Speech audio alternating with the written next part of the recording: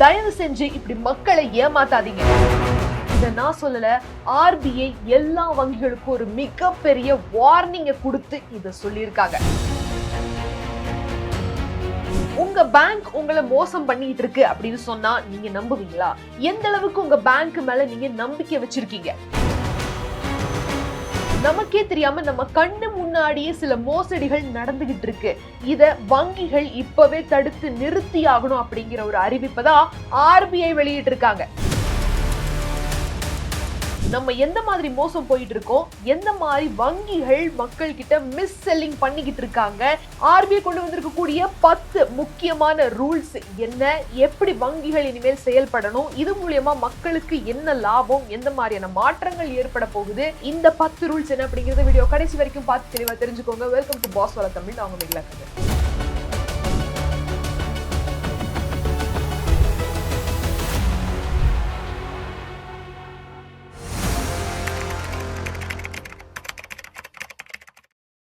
June 15ஆம் தேதி RBI commercial பேங்க்ஸுக்கான responsible business conduct amendment directions 2026 கொண்டு வந்திருக்காங்க. இது என்ன அப்படிங்கறத உங்களுக்கு நான் தெளிவா எக்ஸ்பிளைன் பண்றேன்.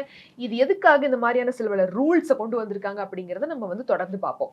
இது எதுவும் கிடையாது, ஒரு set of rules and regulations for the commercial banks. முதல்ல கமர்ஷியல் பேங்க்ஸ் அப்படின்னா என்ன? இந்த public sector bank, private sector bank, இந்த வங்கிகள் எதெல்லாம் ஆர்பிஐக்கு கீழே வருதோ எல்லா வங்கிகளுக்குமான ஒரு முக்கியமான அறிவிப்பு, ரூல்ஸ். நீங்க நடைமுறையில சில விஷயங்களை மாத்திக்கணும், சில விஷயங்களை திருத்திக்கணும் அப்படிங்கிற ஒரு ஸ்ட்ரிக்டான ரூல்ஸ் தான் இது. அக்ராஸ் இந்தியா எந்த வங்கியா இருந்தாலும் சரி இந்த ரூல்ஸை கண்டிப்பா ஃபாலோ பண்ணி தான் ஆகணும். இதை அந்த வங்கிகள்ல கொண்டு வர்றதுக்கான டைம் லைனையும் கொடுத்துருக்காங்க ஆர்பிஐ. டிசம்பர் 31ஆம் தேதி 2026 வரைக்கும் தான் டைம். அதுக்குள்ள இந்த ஒரு ரூல்ஸ் இம்ப்ளிமெண்ட் பண்ணல அப்படின்னா ஜனவரி 1ஆம் தேதியிலிருந்து ஆக்ஷன்ஸ் எடுக்கப்படும். இது எல்லாமே கம்ப்ளீட்டா செட் ஆயிருக்கணும் அப்படிங்கிற அந்த ஒரு டைம் லைனையும் கொடுத்துருக்காங்க. 10 ரூல்ஸ் அறிவிச்சிருக்காங்க. அது என்ன அப்படிங்கறத ஒன் பை ஒன்னா பார்த்து தெரிஞ்சுக்கலாம். முதல்ல இந்த ரூல்ஸ் வர்றதுக்கான காரணம் என்ன ஆச்சு, இப்ப எதுக்காக இப்படி ஒரு மாற்றத்தை கொண்டு வர போறாங்க அப்படிங்கிற ஒரு கேள்விக்கான பதில் ஒரே ஒரு விஷயம், மிஸ் செல்லிங்.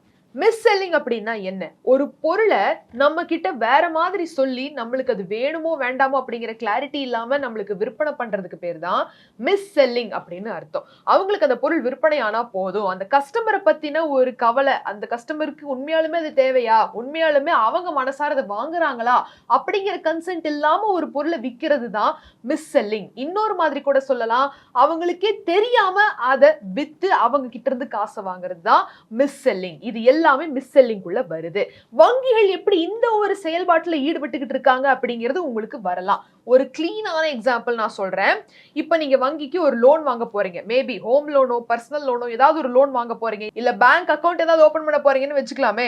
நீங்க போறீங்க, எனக்கு இந்த மாதிரி ஏதாவது ஒரு சர்வீஸ் வேணும், எனக்கு அக்கௌண்ட் ஓபன் பண்ணணும், இல்ல எனக்கு கொஞ்சம் லோன் வேணும், இல்ல எனக்கு ஏதாவது ஒரு டவுட் இருக்கு அப்படின்னு நீங்க போனா கூட அவங்களோட சில பல products, for example insurance.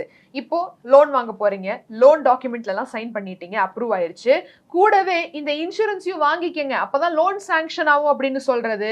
Bank account open பண்ணணும் அப்படின்னா இந்த இன்சூரன்ஸ் வாங்கணும், இந்த கார்டு வாங்கணும், அப்பதான் இதாகும், இல்லைன்னா இந்த ப்ராடக்ட் வாங்கிக்கிங்க, அந்த ப்ராடக்ட் வாங்கிக்கிங்க, அப்பதான் உங்களுக்கு பண்ணி கொடுப்போம் அப்படின்னு சொல்லி அந்த ஒரு பொருளை விற்பனை பண்றது. இந்த மாதிரி இன்னும் நிறைய சொல்லிட்டே போகலாம். இது எல்லாமே மிஸ் செல்லிங் குள்ளதான் வருது. வங்கிகள் இனிமே மக்களை இந்த மாதிரி மிஸ் செல்லிங் பண்ணி அவங்க ப்ராடக்ட்ஸை விற்பனை பண்ற மாதிரி இல்ல அப்படிங்கிறதுக்காக முக்கியமான 10 ரூல்ஸ் தான், இதுக்கு சார்ந்ததுதான் அந்த ரூல்ஸ்.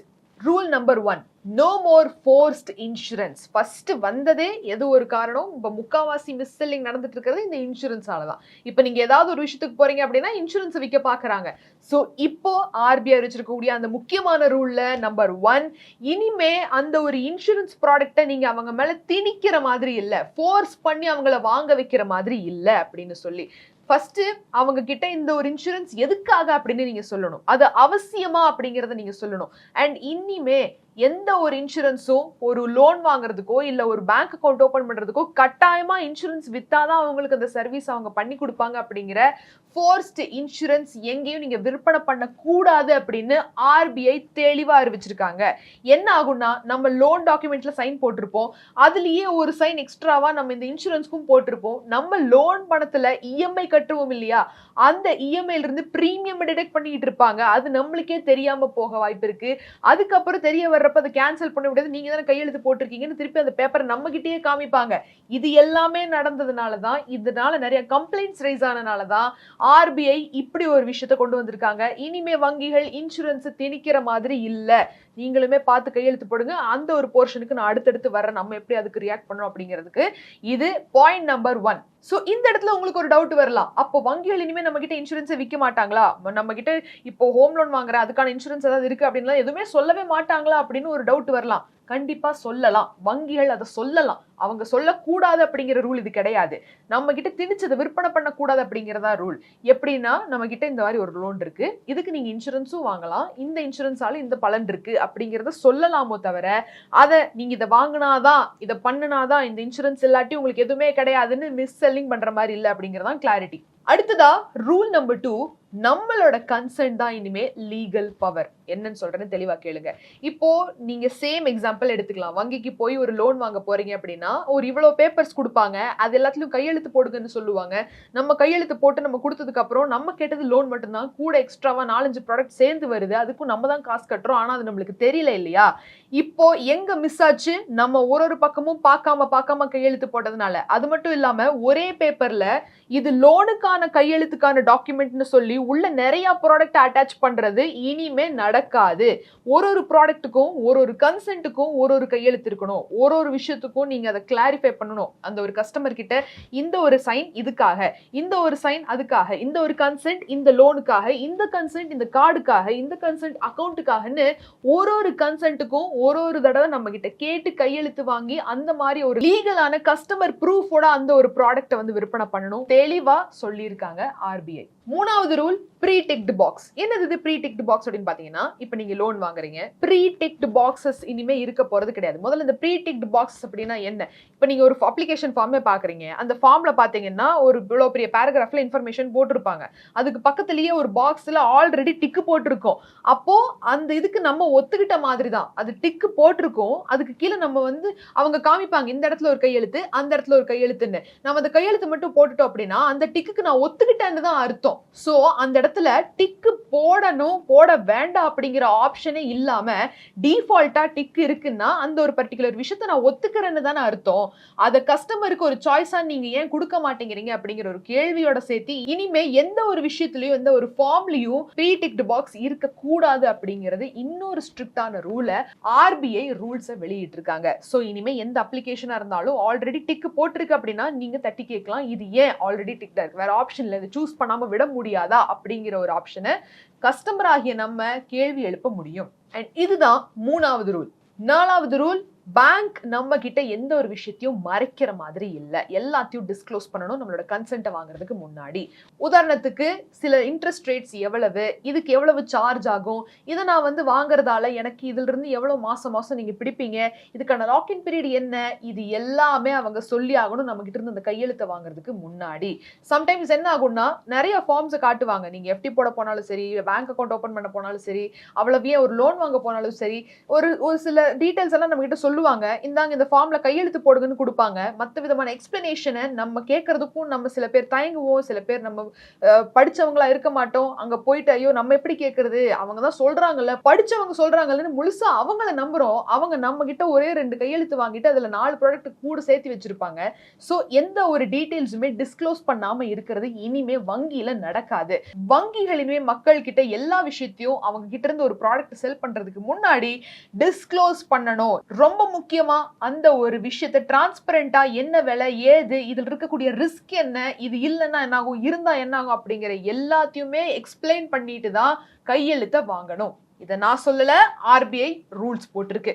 5வதா, ஆர்பிஐ இப்போ ஏஜென்ட்ஸையும் கொஞ்சம் கண்காணிக்க ஆரம்பிச்சிருக்காங்க. முதல்ல ஏஜென்ட் அப்படின்னா யாரு, இப்ப நம்ம லோன் வாங்கியிருக்கோம்னா அந்த கடனை வசூலிக்கிறதுக்கு வங்கியில் இருக்கிறவங்க நேருக்கு நேரா நம்ம கிட்ட வந்து வசூலுக்கு வர மாட்டாங்க.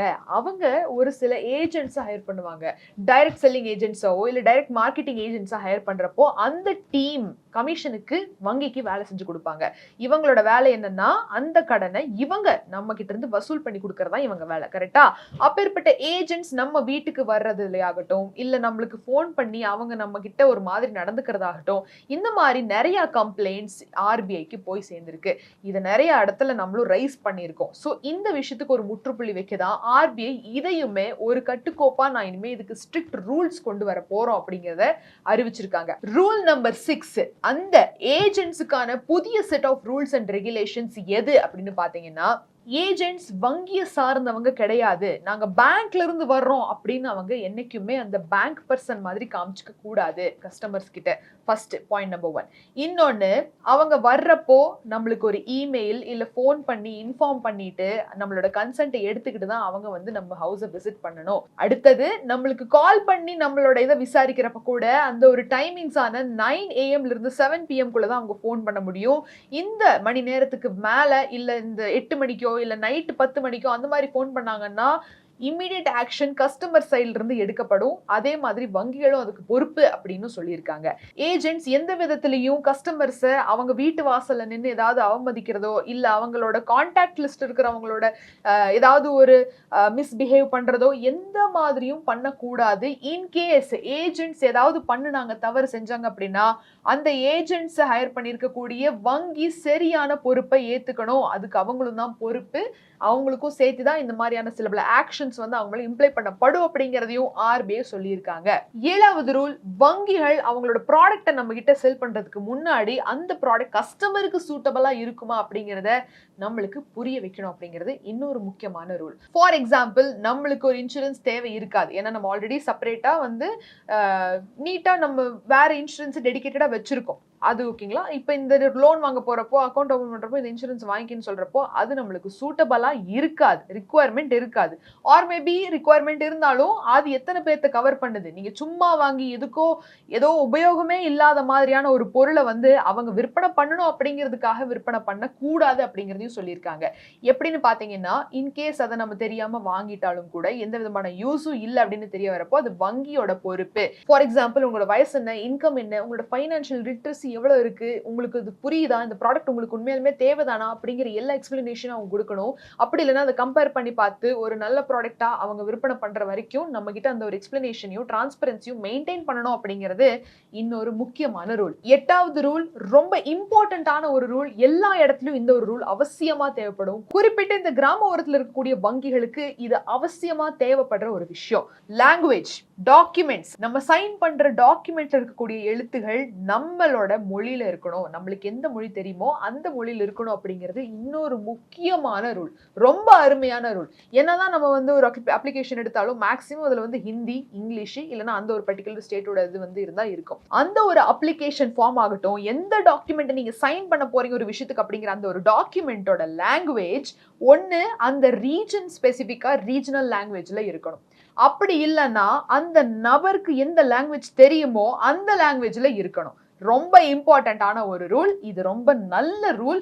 இது மூலியமாவது நம்மளுக்கு அட்லீஸ்ட் அந்த ஒரு லாங்குவேஜ் தெரியும், அந்த லாங்குவேஜை படிக்க தெரிஞ்சவங்களை யாராவது கூட்டிட்டு போய் இல்ல மேபி அவங்களையவே எக்ஸ்பிளைன் பண்ண சொல்லி நம்மளுக்கு a bit easier.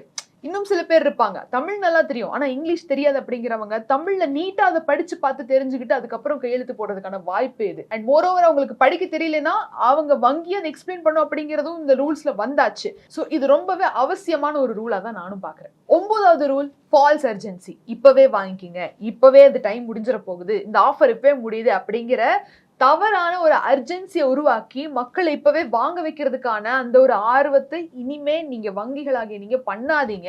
போன்லயே ஆகட்டும், நீங்க பேங்கிங் ஆப்ஸ் யூஸ் பண்றப்பவாகட்டும், it's going to end soon அப்படிங்கிற இதை வச்சு அவங்கள வாங்க வைக்கிறது பண்ணாதீங்க. இது அவங்களோட சேமிப்பு சம்பந்தப்பட்ட விஷயம், ரொம்ப சென்சிட்டிவான பைனான்சியல் இஷ்யூ அப்படிங்கறதுனால இதுல நம்ம வந்து எந்த விதத்திலையும் ஃபால்ஸ் அலாம் கொடுக்க கூடாது அப்படிங்கறத ஆர்பிஐ தெளிவா அறிவிச்சிருக்காங்க. 10வது ரூல், சில டார்க் பேட்டர்ன்ஸை இனிமே ஆன்லைன்லயே ஆஃப்லைன்லயே ஆகட்டும் வங்கிகள் ஃபாலோ பண்ண கூடாது அப்படிங்கறத சொல்லியிருக்காங்க.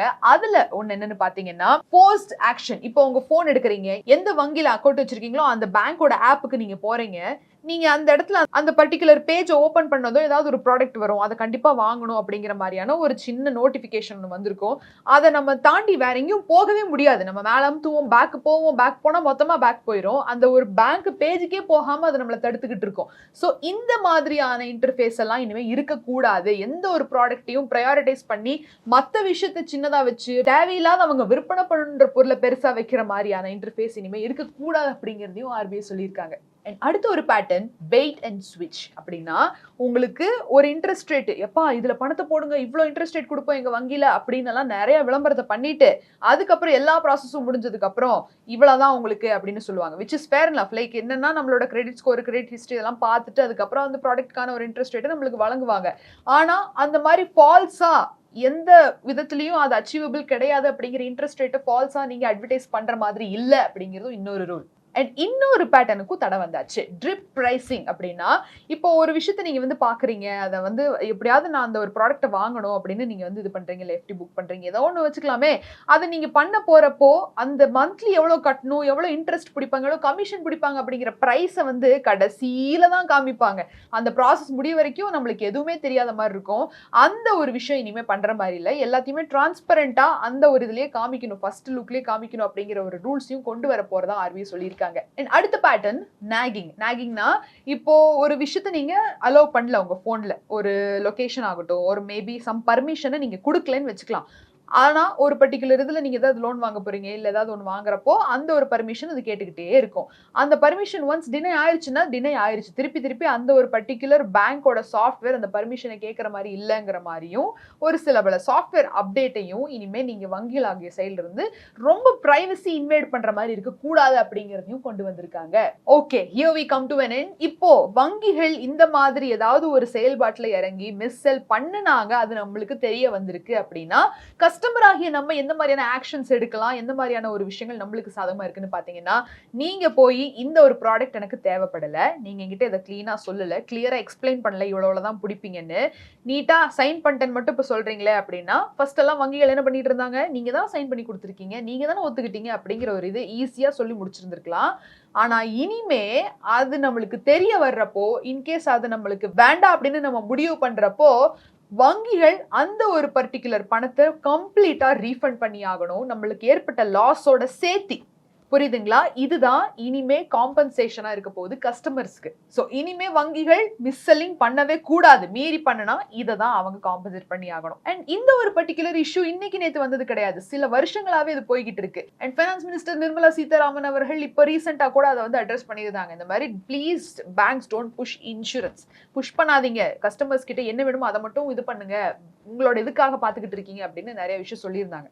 அண்ட் இது மட்டும் இல்லாம IRDAI இன்சூரன்ஸுக்கெல்லாம் ஹெட் ஆன அவங்க அந்த போர்டு என்ன சொல்றாங்கன்னா, மக்களோட நம்பிக்கையே நாங்க இழந்துருவோம் போல் இருக்கு, அந்த மாதிரி அக்ரெசிவா புஷ் பண்ணதால, இந்த சேல்ஸ் அவ்வளவு அக்ரெசிவா நடந்ததால மக்களுக்கு இன்சூரன்ஸ் அப்படின்னாலே அது ஒரு முக்கியமான ஒரு விஷயம். ஆனா இப்ப அதை மக்கள் பாக்குற விதமே வேற மாதிரி ஆயிடுச்சு அப்படிங்கிறதையும் IRDAI சொல்லியிருக்காங்கன்னா பாருங்க. சோ ஓவராலா இந்த RBI ரூல்ஸ் எல்லாமே ஜனவரி 1ஆம் தேதி 2027 ஸ்ட்ரிக்டா அமலுக்கு வந்தாகணும். பட் அதுக்கு முன்னாடி எல்லா வங்கிகளுக்குமான டெட்லைன் இந்த வருஷம் 2026 டிசம்பர் 31ஆம் தேதி. அதுக்கப்புறம் அவங்க இதை பண்ணல அப்படிங்கிறப்போ ஸ்ட்ரிக்ட் ஆக்ஷன்ஸ் வந்து Jan 1ல இருந்து எடுக்கப்படும். ஏன்னா அப்பத்துல இருந்து தான் இது ரொம்ப ஸ்ட்ரிக்டா அமலுக்கு வரப்போகுது. சோ இன்னைக்கு வீடியோல RBI கொண்டு வந்திருக்கக்கூடிய முக்கியமான அறிவிப்பு எல்லாத்தையும் பார்த்து தெரிஞ்சுக்கிட்டீங்க. இது எல்லாமே மக்களோட நன்மைக்காக தான் கொண்டு வந்திருக்காங்க. நீங்களும் இனிமே ஜாக்கிரதையா இருங்க. எந்த இடத்துலயுமே வந்து சும்மா கண்ணை மூடிட்டு கையெழுத்து போட்டுட்டு வந்துடாதீங்க. உங்களுக்கு தெரியலன்னா அவங்களே நீங்க கேட்கலாம், இது என்ன அது என்ன, எதுக்கு இத்தனை பக்கம் அப்படிங்கறத. எல்லா ரைட்ஸும் நம்மளுக்கு இருக்கு. அண்ட் நம்மளோட ரைட்ஸை நம்ம தான் தட்டி கேட்டாகணும். அண்ட் வங்கிகள் இனிமே ஜாக்கிரதையா மிஸ் செல்லிங் பண்ணாம இருக்கணும் அப்படிங்கறதா இந்த ஒரு வீடியோட மெசேஜ். இந்த வீடியோ உங்களுக்கு பிடிச்சிருக்கு அப்படின்னா கண்டிப்பா கமெண்ட் செக்ஷன்ல அது எப்படி இருக்கு அப்படிங்கறத தெரியப்படுத்துங்க. அண்ட் இந்த இன்ஃபர்மேஷனை நிறைய பேர்த்துக்கிட்ட ஷேர் பண்ணுங்க. இந்த மாதிரி அப் டு டேட் இன்ஃபர்மேஷனுக்கு நம்ம பாஸ்வாலா தமிழ்ல சப்ஸ்கிரைப் பண்ணிக்கோங்க. மீண்டும் ஒரு சுவாரஸ்யமான பகுதியில் நான் உங்களை வந்து சந்திக்கிறேன். And this Megala Kannan signing off. நன்றி, வணக்கம். பிராண்ட் பார்ட்னர்ஷிப் மற்றும் அட்வர்டைசிங் என்கொயரிஸ்க்கு brand@bosswala.com என்ற இமெயில் ஐடிக்கோ அல்லது 9108014192 என்ற வாட்ஸ்அப் எண்ணை தொடர்பு கொள்ளலாம். பாஸ்வாலா, பி தி பாஸ்.